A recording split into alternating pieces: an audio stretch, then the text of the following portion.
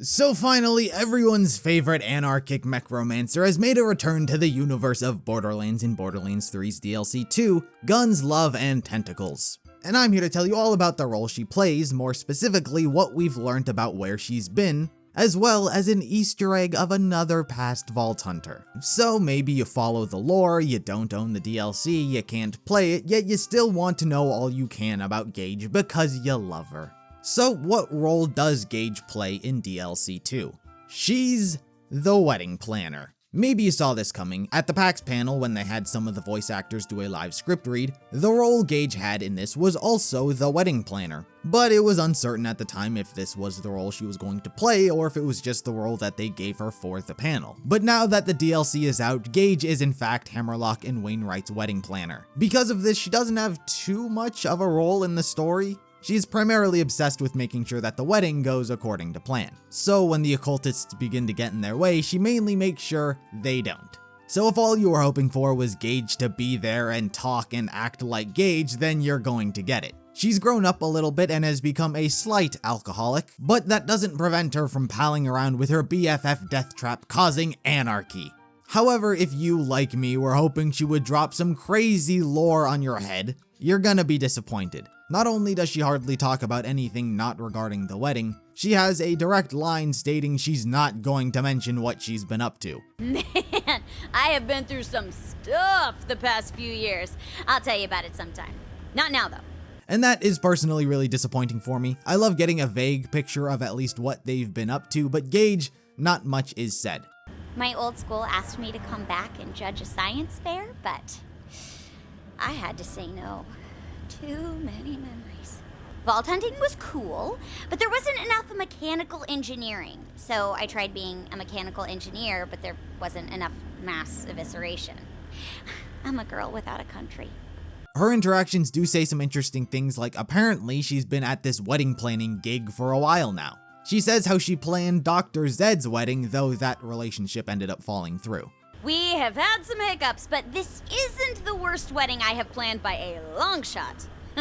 The only way Zed's wedding could have gone worse is if he'd actually gone through with it. Bullet dodged! Well, actually, a lot of people weren't able to dodge. Though her introduction into this business also seems to have come to an end in this DLC as well, as she mentions that this is probably her last one. Gotta say, this might be my last wedding gig.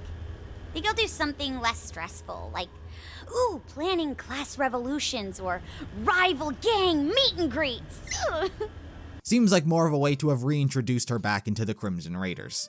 But if you're looking for her mentions of Holloway Robotics stealing her designs and hunting her, then there is nothing. She has a line stating how it would be easy to mass-produce Deathtrap, but she's not willing to do that, which is especially weird because Holloway Robotics is mass-producing her designs, but it seems as though it was not worth mentioning.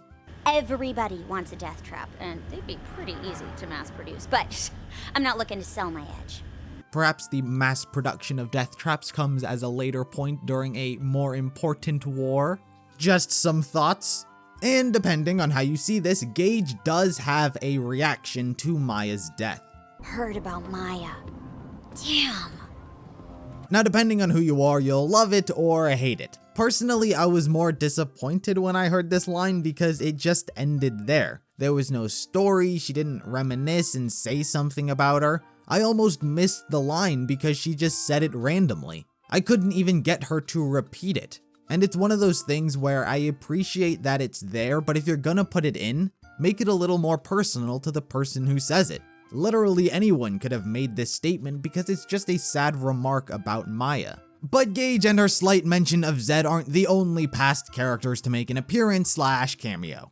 One of the other Vault Hunters from Borderlands 2 has an Easter egg, and that's Salvador, the Gunzerker.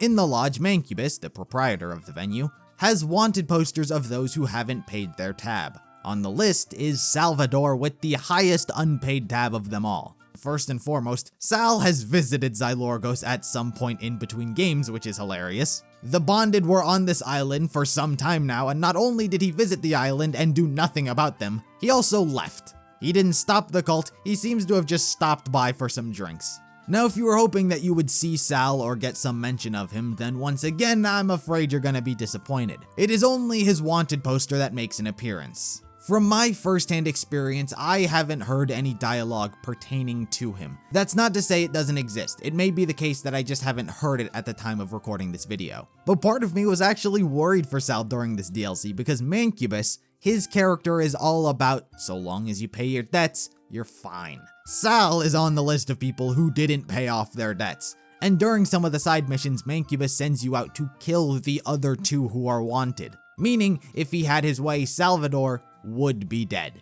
Fortunately, that is not the case. There is an indicator stating when they are dead, so Sal is still alive. Not on Xylorgos anymore, but it seems he is still out there, not giving a shit. But anyway guys, that's what Gaige and Salvador have been up to. Gaige was just hiding wanted for murder as a wedding planner, and Sal, drinking? Definitely not the most in-depth where have they been stories like Timothy, who went through a lot, but it's good to see them again. I guess we really only saw Gaige, but it's nice to know Sal is still breaking the law. So that was the story of Gaige and Salvador. Was it what you were expecting or hoping for? Did you like the role Gaige had in the DLC? And what would you want to see more of in the future? Any and all thoughts, be sure to let me know in the comments below, and until next time, I'll see you in the next video.